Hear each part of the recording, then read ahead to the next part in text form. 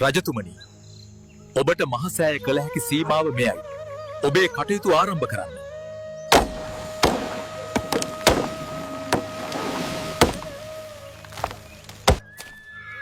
රජතුමනි, සෑය ඉදිකිරීමට මේ රන්තෙලඹු ගස ඉවත් කිරීමට අවශ්‍යයි.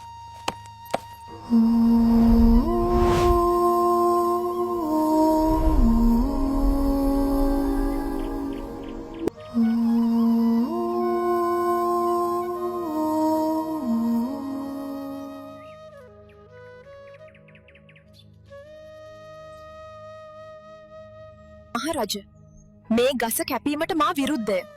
මේ මගේ වාසභවනයි. ඔබේ කටයුත්තට වෙනත් ස්ථානයක් තෝරාගන්න. දේවතාවිය, අපි මේ කරන්නේ සම්බුද්ධ ශාසනයට උතුම් සේවයක්. ඔබ අපට ඉඩ දෙන්න. හොඳයි. මා වෙනුවෙන් යමක් ඔබට කළ හැකිද? මොකද්ද ඔබගේ ඉල්ලීම? එහෙනම් මහරජ, මගේ නම ස්වර්ණමාලී.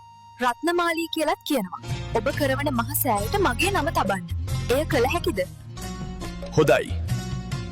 ඔබේ ඉල්ලීම මා ඉටු කරන්නම්.